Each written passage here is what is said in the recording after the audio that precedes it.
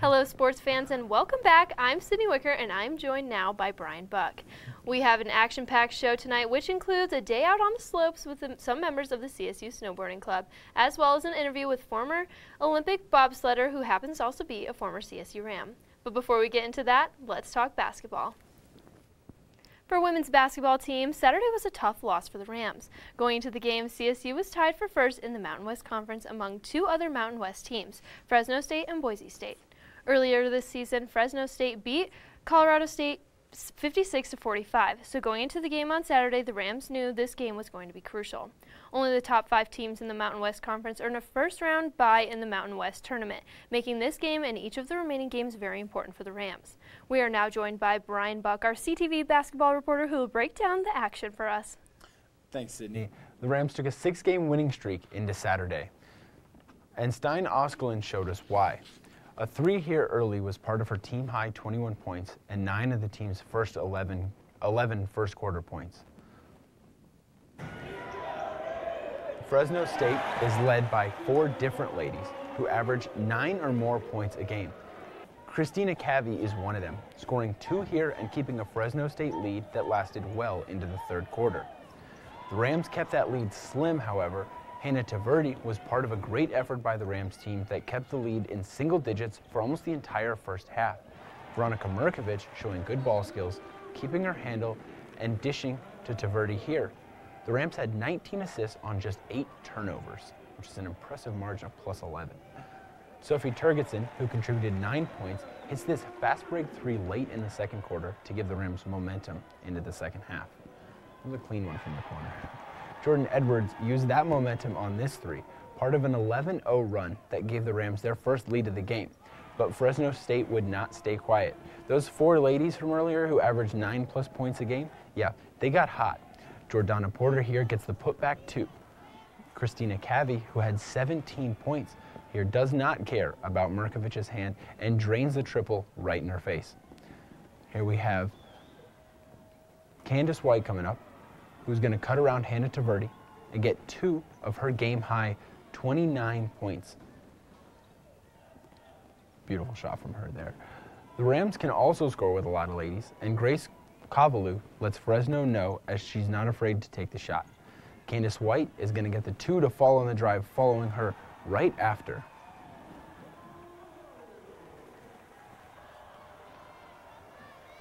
Good defense there by Turkison.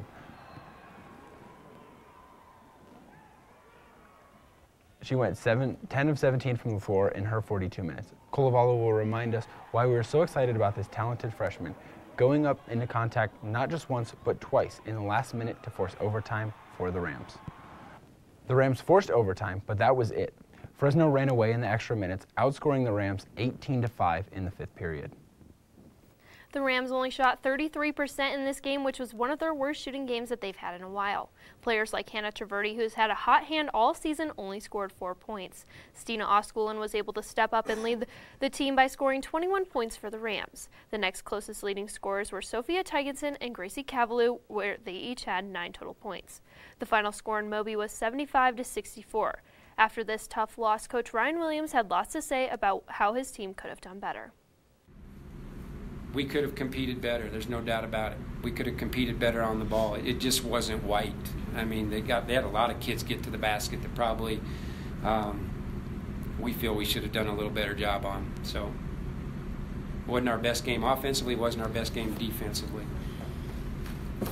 For the Mountain West Conference standings, Fresno State and Boise State are tied for first, but just behind them are UNLV, Wyoming, Colorado State, and New Mexico. The seeding of the Mountain West tournament will come down to the wire this year. The Rams will need the fans' support more than ever during their final home game of the season. Luckily for them, there's one Ram fan that particularly has been standing out to me all season. Buzz Feldman, a frequent women's basketball attendee, had quite the apparel for the game. I was able to get a quick interview with him about what makes him so eager to dress up and root for the Rams every game. I don't do it about me. It's not about me. It's trying to get other people excited, and if I can do this, then maybe they can do something a little more and cheer a little more and scream a little more and, you know, help the Rams win. How long have you been doing this for? This is my 6th year. Wow, thank you. What makes you so excited to do this every single week? Because it's so easy to be a CSU Ram fan. I just love them. Awesome, thank you so much. The Rams will need Buzz and other fans to come out and support them down to the stretch of the season. The team currently sits in 5th place in the Mountain West Conference, which is very important. Only the top 5 seeds in the Mountain West Conference tournament will get a first-round bye. The Rams will look to bounce back from this loss, or they will risk losing out in the first-round bye. The Rams will look to take on Boise State at Boise State on Wednesday at 7. The big news for men's basketball is that there has been no news at all. In each of the past 2 weeks, CSU men's basketball has experienced a coaching change as the CSU climate assessment of the program continues. Originally, Larry Eustace was placed on administrative leave and Steve Barnes took over the program. Last weekend, we reported that Barnes would join Eustace on administrative leave, and the team would now be led by second-year assistant coach Jace Hurl. A week later, and Hurl is still the head coach of the Rams. The team is 1-1 since Hurl took over and suffered their first loss under his guidance this past Saturday when they were defeated by a score of 86-65 at the hands of the Fresno State Bulldogs. Hurl and the rest of the Rams will look to bounce back on Wednesday when they take on the Boise State Broncos in Moby Arena at 7 p.m. After that, the team will have 2 more contests, one at Nevada and then home versus New Mexico before they head to Las Vegas for the Mountain West Tournament. Don't forget to check out collegian.com to be the first to know what seed the Rams will be in the Mountain West Tournament. That's all I have for you right now, but don't go anywhere because when we get back from break, we'll have some more spring sports updates with an interview from a former CSU Ram and also former Olympian. Don't go anywhere.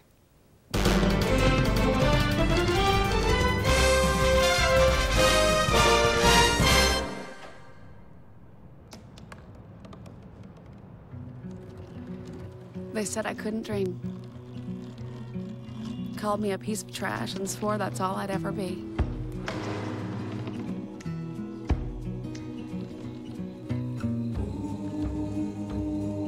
Said a bottle couldn't see the ocean.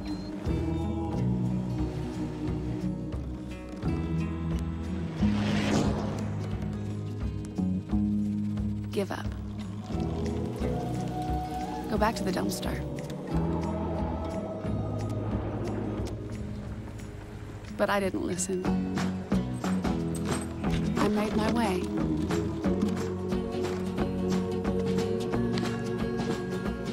And now, I am what I've always wanted to be.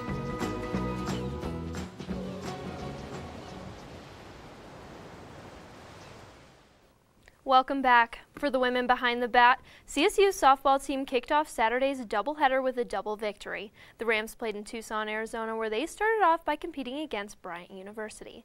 In the game, the Rams were able to get a walk-on to the first base and then a solid hit by Lauren Buchanan to lead the game 3-0. Shortly after that run, Bryan University had 2 bases covered and was able to hit a home run to tie up the game. Not long after that, Bryan only scored 1 more point against the Rams, where CSU's pitcher Kaylin Pierce and Allison Petty together only allowed 5 hits and were able to strike out 6 batters. The final score for the first game was 9-4. For CSU in the second game on Saturday, CSU took on Troy, where they were able to have their first shutout game of the season, winning 5-0. After the victory, the Rams were able to advance their season to 7-0, which is one of their best records since 1997, where they started out 8-0.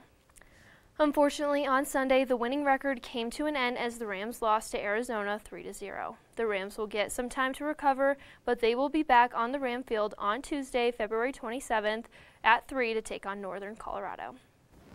The women's swimming and diving team splashed into the Mountain West Championship event, where swimmer Haley Rowley took 5th place in the event and broke CSU records on Saturday. Haley Rowley was also named Mountain West Swimmer of the Meet as she scored 91 out of the 709 points that CSU had. Rowley had a time of 16 minutes and 50 seconds in the 16:50 freestyle, which is the second fastest time in conference history.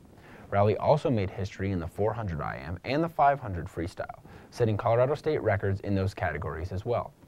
Overall, the Rams placed 5th in the event, but did come away with some great record breakers. Over the weekend, I was able to catch up with CSU's snowboard team to find out what they were all about.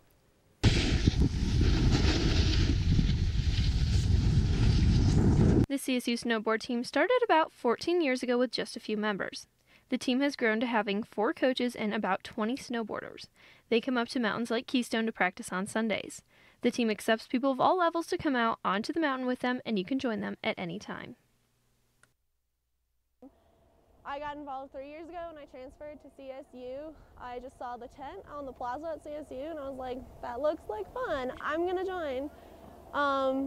And so I just joined by myself. I didn't have any of my current friends involved, and sooner or later this team became my family and my best friends, and I'm so happy I'm involved to the extent I am today. I love it.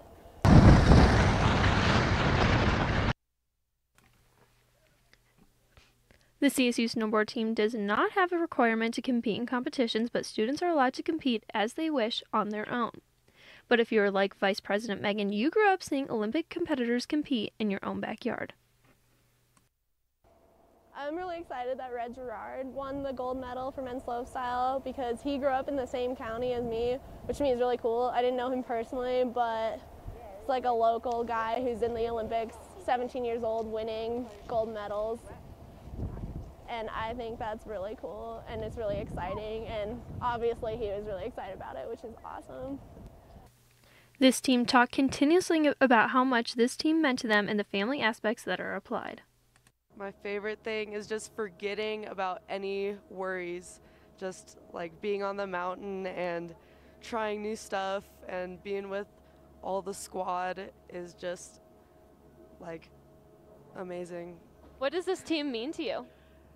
It's like community and people who share my passion for snowboarding and excelling at it and being in the snow and just goofing around and playing around and just releasing our inner childs.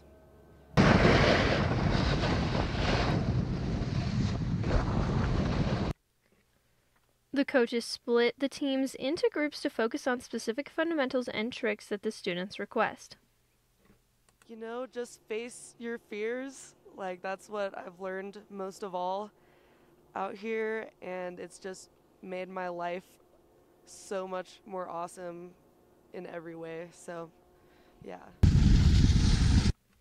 The CSU snowboard team looks to take on new members every fall. You can get involved by going to csusnowboardteam.com or by contacting them through their Facebook page. Let's go shred the gnar. Thanks to the snowboard team and the coaches for letting me be a part of one of their exciting practices.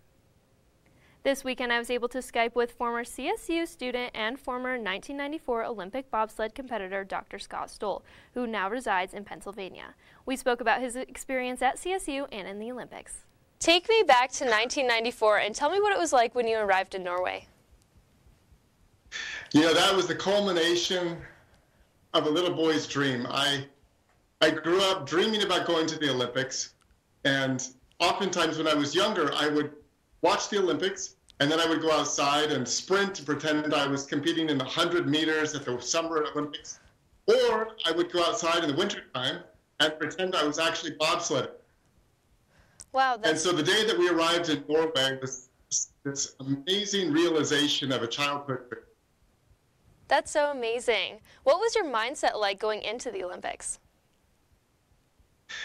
Well, you know, going into the Olympics was really an amazing experience for me because 2 years prior to that, I had been watching the Olympics in my basement in Fort Collins and was not expecting to be able to go to the Olympics in 1994. So walking into the opening ceremonies in 1994 was an amazing experience and something I never expected in my lifetime. How did you get started in bobsledding? Well, it goes back to my years at Colorado State University on the track team. And I just had an amazing experience at Colorado State University with Coach Doug Mack and Bob Perry and so many wonderful teammates. One of my teammates in particular was named Doug King. And Doug is just an amazing friend, and he's one of those can-do people. And we were watching the 1992 Olympics in our basement, and I commented to my friend Doug, I said, you know what, Doug, I had always wanted to bobsled. And so my friend Doug picked up the phone and called the Olympic training center and said, how do you try out for the bobsled team? And they invited us down to the Olympics. in our swings, and we did a 6-item and jumping test, which is a 30-meter, 60-meter, 100 vertical jump, 5 jumps for throwing a 60-pound weight. And I scored well enough, as well as Doug. They invited us to the National Push Championship in Lake Placid, New York that year. They invite a whole bunch of athletes from around the country, the past Olympic athletes, the National Push Championships, and a small bobsled on rails. And you push this bobsled for time during this week of competition. And at the end of the week of competition, I made the World Cup team. And so we were given helmets and shoes and sent on the World Cup tour, and my bobsled career was off to a start. What was it about this sport that made you want to compete at the Olympic level? You know, I think it's a combination of several things. I've always loved going fast, and when I was young, I would go outside my sled. I would put water on my sled track to try and go faster. I would polish up the runners on my flexible flyer sled to try and gain some speed. So I've always enjoyed going fast. And from the time I was little, I loved to sprint. I just got so much joy out of sprinting. And fun for me was actually to go out in the evening and sprint up and down the road. I just felt like I was flying because it was pure joy. So it was a combination of those two things in bobsled, that I could sprint as fast as I wanted to and then go down the hill as fast as we possibly could. I know you mentioned one of your friends was in the bobsled with you. Who else was a part of your team? We had an interesting group on my team. My driver was named Jim Herbert. He was a Harvard graduate, environmental scientist, and ran the track team at Harvard. Tim McCrossan was also on the upside. He's a chiropractor. And then on the brakes of the bobsled was a guy named Chip Mitt, who went on to do WWE after the conclusion of the Olympics. Thank you, Scott. What role would you say that your time at CSU played into your career and your life in general? Well, I'm so grateful for my time at CSU. Not only my time of track team, Coach Max and Coach Bob Perry and my teammates, and he taught me how important it is to persevere through challenges and keep working, and how important it is also to get the past and to focus on the now. And I think that was really important moving forward, both in my Olympic career and through medicine, to put the past behind us and even the failure, and not let them interfere with our effort in the now today. I also learned the importance of having really good inspirational friends, like my friend Doug King, and how having those people around you in your life can open doors that may not be open otherwise, and move us into avenues that we might not step into. So, you know, surrounding ourselves with people like my friend Wicker can make all the difference in your life. And on the school side, I just had an amazing experience with the pre-med program. It's wonderful counselors and support groups that helped me to achieve my dream of medical school. I know you said you went to medical school and you are now a doctor. How all this happened for you, and how you finished with this, especially after your great athletic career? Well, you know, it's none of us operate in a vacuum, and I have to always give credit to my parents, Ron and Cheryl Stoll, who still live there in Collins. And they were amazing supporters, encouragers, did everything to continually inspire me and help cast a vision for me, and to help me find the things that I was passionate about doing. And it was because of the foundation they laid in my life I was able to really move forward.